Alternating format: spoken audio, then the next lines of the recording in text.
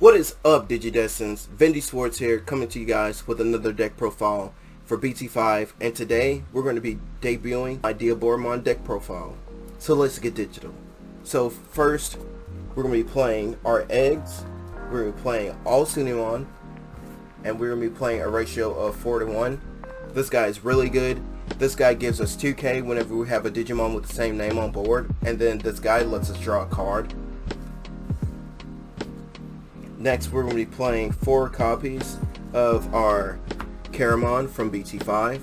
This guy is just really good. This guy's potential +1, and on play reveals the top 5 cards of the deck. You can add a Digimon with unidentified in its card type and 1 Erata Sonata to your hand. And it's just really good in getting out our combos. If you combo this off with a Caramond, you're able to play that Erata for the free.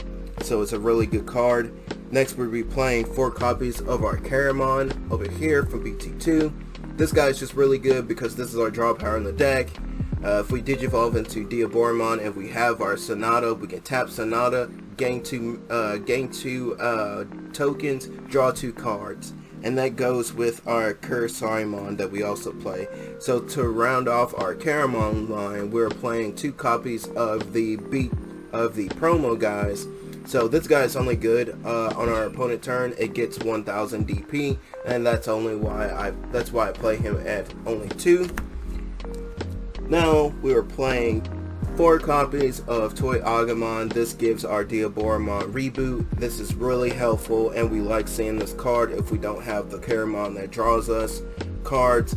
Just because we can swing with our Diaboromon, and then at the start of our opponent's turn they'll get that reboot and they'll be able to restand, and it saves them from being swung over. Next, we're going to be playing 4 copies of our Caramond from BT5. Like I was saying earlier, when Digivolving, you can play an Erata Sonata. If you don't already have one on board, you can play it from your hand for free. And then this guy gives all of your Digimon with the same name, they all gain Rush, so it's really good in helping you in the game. If you Digivolve into a Diaboromon, you get that token. If you have Erata, you can suspend Erata, get the token, and then you can swing with all 3. It's really good. Next, we will be playing 4 copies of the other Caramond. This guy's really good because basically with our combos and how we can set up, we can basically Digivolve into our Megas for 1 memory and then go off and do God's work. So here this is how we're going to do that. You're going to Digivolve into Caramond, then Digivolve into the Inframon from BT2, that Digivolves into Diaboromon for 1.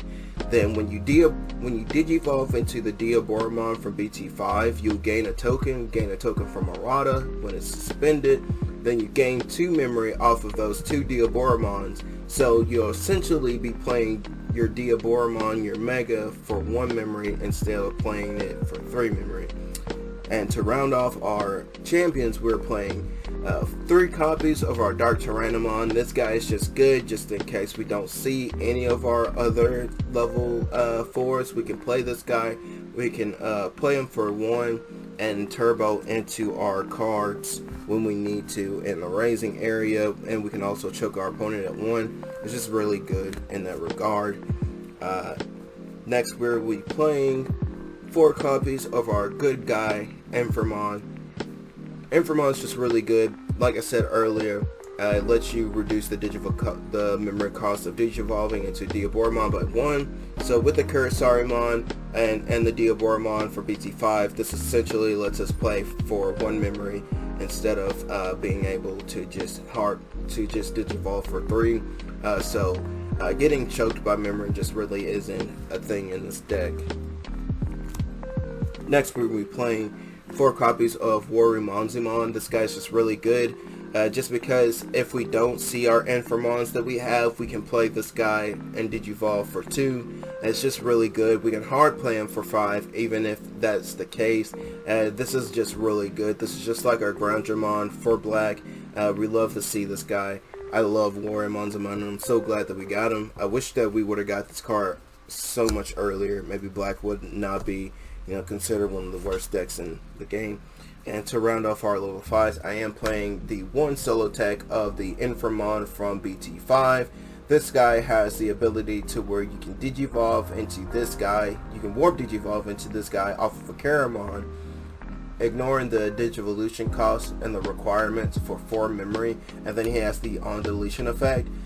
You may play 1 Diaboromon token when the stack gets deleted. So what we can also do with that Caramond with the on play effect, we can search, we can activate its effect, reveal.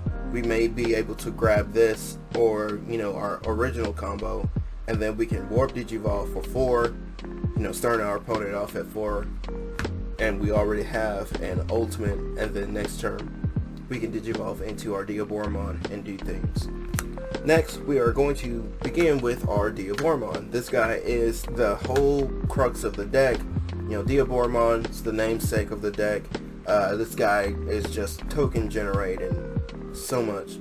So when we Digivolve into this guy, we gain a token. If we have an Erata Sonata, we can tap it and we can play another token. So this is how we're gaining our advantage in this game, and it's how we're triggering off so many of our inheritable effects. So with that, we're going to be playing 3 copies of the Tournament Pack Diaboromon. The reason I'm only playing 3 instead of 4 is just because you don't really want to see this guy as much as you want to see this one. This guy is more of a game ender, to where this guy is more of a game starter. This Diaboromon gains security attack +1 for each other Diaboromon you have on the field, so it even gains it for itself. Both of these Diaboromon have the place cost of 11, Digivolve cost of 3, and DP of 11, and they're just really good. Compared that, it's just really good to play these guys. With our Sunimons, they'll be at 13. So now, to follow that up, we are playing 3 copies of our Armageddon. This guy is just our second boss monster. We can delete a Diaboromon to play this guy essentially for 3. He has Rush, and then on all turns, when Digivolving effects for level 7, they don't activate. So it's really good. As a 15,000 attack, so it rivals Omnimon in that regard, and checking it in security just feels so good. It's just really good. There's some combos that you can do with your Inframons. The solo tech Inframon that we do play, just say we do the on deletion and it has a Diaboromon on top, we'll get a token from that. And if we have another stack set up with the Caramond that has Rush, we'll be able to swing not only with our Armageddon but with our token. It's just really good.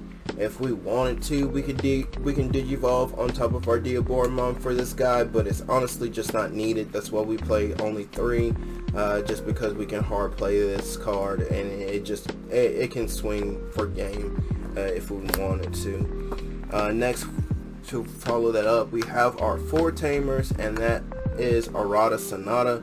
This guy is he's the best tamer for black in this sense for Diaboromon.